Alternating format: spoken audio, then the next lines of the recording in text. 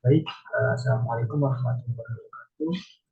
Eh, Selamat datang di channel YouTube saya untuk rekan-rekan sekalian, terutama kepada dosen pengampu kita, Ibu Dr.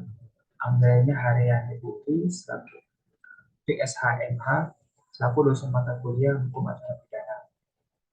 Di sini saya akan menjelaskan mengenai permasalahan rancangan undang-undang dalam Kitab Undang-Undang Hukum Pidana terbaru yang disahkan ya teman-teman sekalian. Selanjutnya, di sini ada pokok pembahasan, yaitu di dalam pasal yang saya ambil itu kan pada pasal 25 6 KUHP yang terbaru ya teman-teman sekalian mengenai demonstrasi atau uh, isi dari demonstrasi tersebut itu seperti apa. Nah, sebelum kepada intinya, di sini saya akan menjelaskan mengenai pengertian demonstrasi dulu. Habis itu selanjutnya contoh demonstrasi. Selanjutnya baru permasalahan yang timbul akibat munculnya pasal 256 RUU KUHP yang terbaru yang disahkan ya, mengenai isi dalam pasal tersebut yang mengatur demonstrasi yang bersifat multitafsir, dan yang terakhir mengenai saran pada pasal 256 KUHP, yaitu yang pertama, sebelum kita membahas tentang RUU KUHP yang menimbulkan bersama permasalahan tadi, apa itu demonstrasi? Demonstrasi ialah unjuk rasa yang merupakan salah satu bentuk penyampaian pendapat di muka umum yang dijamin oleh undang-undang jadi dijamin oleh undang-undang. Serta dalam undang-undang demonstrasi juga ini kegiatan yang dilakukan oleh seseorang atau lebih untuk mengeluarkan aspirasi berupa tulisan, lisan, bahkan secara demonstratif di muka umum. Selanjutnya juga demonstrasi dapat dilakukan di tempat terbuka untuk umum, tetapi ada beberapa tempat yang dilarang untuk melakukan demonstrasi. Dalam menyampaikan aspirasinya itu ada yang dilarang tempat tersebut, di antaranya lingkungan kepresidenan. Itu boleh sebenarnya lingkungan kepresidenan, tapi ada syarat-syarat yang sangat ketat untuk melakukan demonstrasi itu. Yang kedua, tempat ibadah tentu tempat ibadah kan dilarang lah melakukan demonstrasi. Misalnya di tempat ibadah melakukan demonstrasi itu kan mengganggu orang yang melakukan ibadah kepada Tuhan biasanya ya, kepada Sang Pencipta lah, itu dilarang. Instalasi pemerintah atau instalasi militer itu dilarang juga. Rumah sakit, pelabuhan laut maupun darat, stasiun kereta api, maksudnya itu stasiun kereta api itu tetap sama aja kayak pelabuhan laut dan darat, di mana itu kan kalau melakukan demonstrasi atau melakukan aksi itu mengganggu kepentingan masyarakat yang mau melakukan, misalnya orang mau kerja gitu, terus ada orang demonstrasi di stasiun kereta api, itu kan mengganggu sekali, nggak boleh, jadinya akan dilarang tempat-tempat tersebut, termasuk lingkungan darat tadi. Bahkan demonstrasi juga dilarang pada beberapa hari besar, yaitu hari nasional. Oleh sebab itu, bentuk dari penyampaian pendapat di muka umum atau unjuk rasa merupakan suatu hak legal warga negara yang dijamin negara dan undang-undang tadi. Demonstrasi juga merupakan perwujudan demonstrasi dalam kehidupan bermasyarakat, berbangsa maupun bernegara. Penjelasan demonstrasi juga tertuang ya rekan sekalian, dapat dilihat dalam poin-poinnya, yaitu landasan hukum mengenai demonstrasi pada pasal 28 Undang-Undang Dasar 1945 dan pasal 26 ayat 3, 26E ayat 3 ya, dan ada juga tertuang dalam Undang-Undang Nomor 39 Tahun 1999 tentang hak asasi manusia. Dan di mana yang satu pasal 28 Undang-Undang Dasar 1945 itu yang menyatakan kemerdekaan berserikat dan berkumpul, mengeluarkan pikiran dengan lisan dan tulisan serta sebagaimana ditetapkan oleh undang-undang. Selain itu juga yang terdapat pada pasal 28E ayat 3 yang berbunyi setiap orang berhak atas kebebasan yang berserikat, berkumpul dan mengeluarkan pendapat. Jadi setiap orang itu boleh memberikan aspirasinya di depan umum gitu loh. Dan selanjutnya pada Undang-Undang Nomor 39 Tahun 1999 tentang hak asasi manusia juga berbunyi setiap orang berhak untuk menyampaikan pendapat di muka umum, termasuk hak untuk mogok sesuai dengan ketentuan peraturan perundang-undangan yang berlaku. Setelah itu, setelah kita membahas tadi mengenai landasan demokrasi tersebut, landasan hukumnya, dan pengertiannya demonstrasi dan tempat-tempat yang dilarang, di sini saya juga akan memberikan sedikit contoh lagi balik ke slide sebelumnya, yaitu contoh demonstrasi yang dimana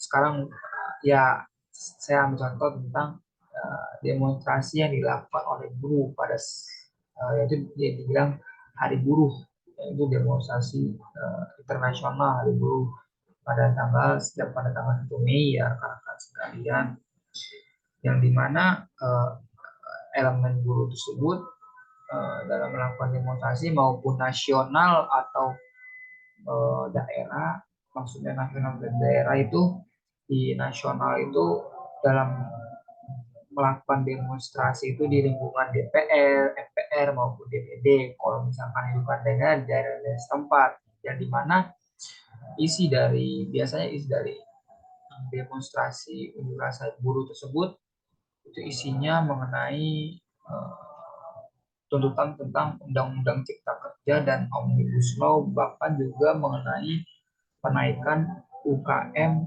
daerah maupun nasional gitu, mengenai gaji para pegawai buruh tersebut ya.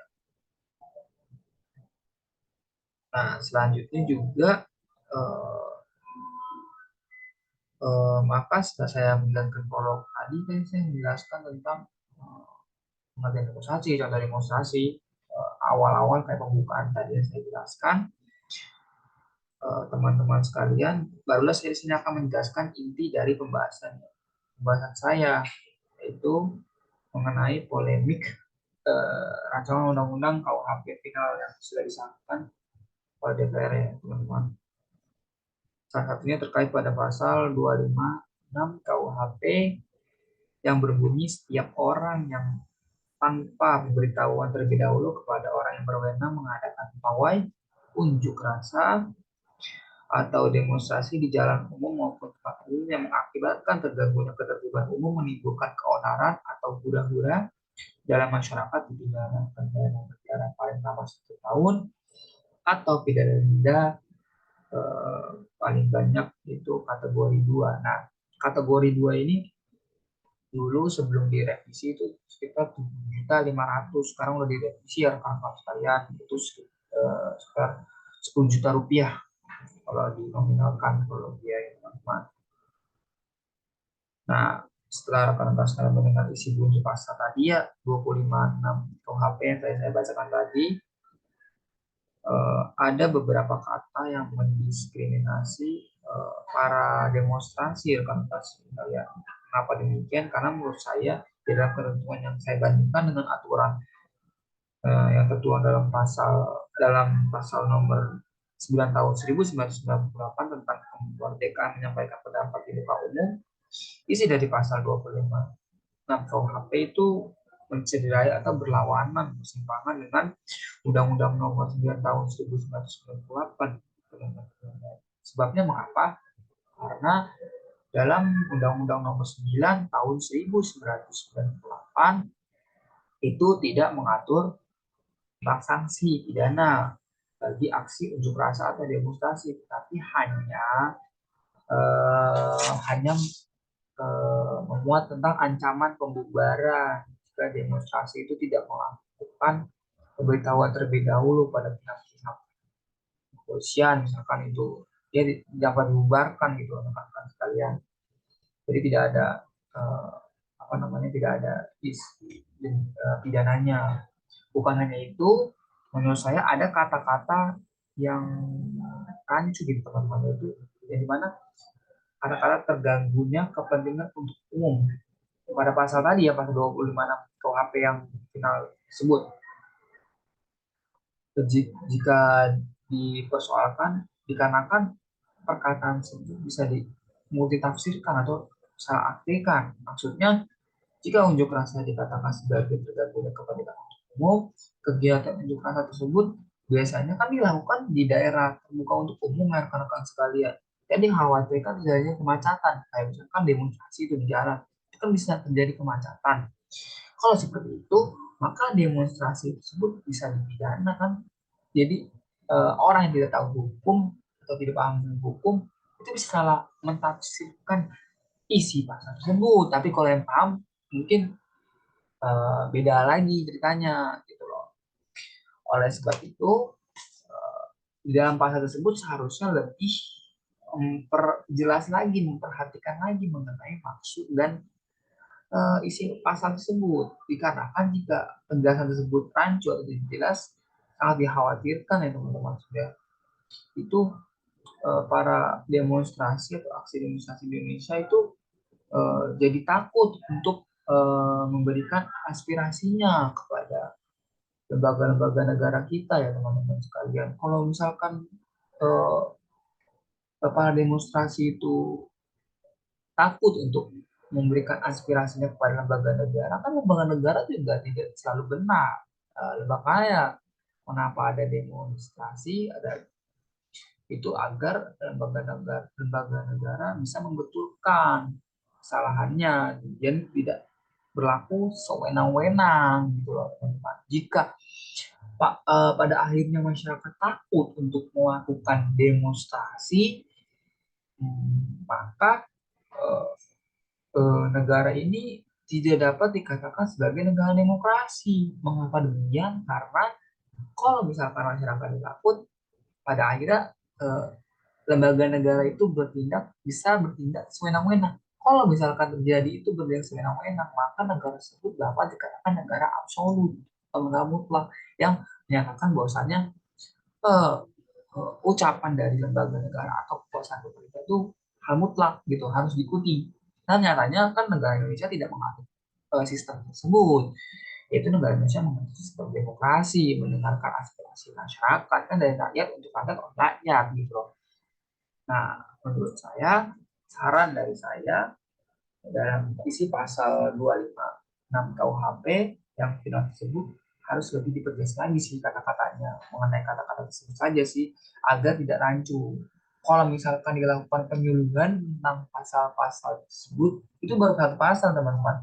Banyak pasal-pasal yang rancu pembahasannya gitu loh. Maksudnya rancu itu bukan isi pasal. Emang ada beberapa pasal yang salah. Maksudnya di sini ada kebanyakan itu rancu gitu pasalnya. Kayak bisa salah memultitafsirkan gitu loh. Kalau bisa salah berbahaya juga kan. Tadi berdampak buruk pada eh, si demonstrasi itu. Bisa aja demonstrasi pendemo itu diskriminasi oleh masyarakat juga, masyarakat juga atau jadi takut juga kepada lembaga negara. Seperti itu menurut saya. Jadi lebih baik eh, para pembuat undang-undang, perancang undang-undang, DPR itu lebih memperhatikan lagi kata-katanya agar masyarakat menengah maupun masyarakat atas menengah atau bawah itu mampu mengartikan isi dari pasal tersebut. Begitu rekan-rekan sekalian. Mungkin itu saja penjelasan mengenai penjelasan dari saya. Sekian presentasi dari saya. Kurang lebihnya mohon maaf. Wassalamualaikum warahmatullahi wabarakatuh.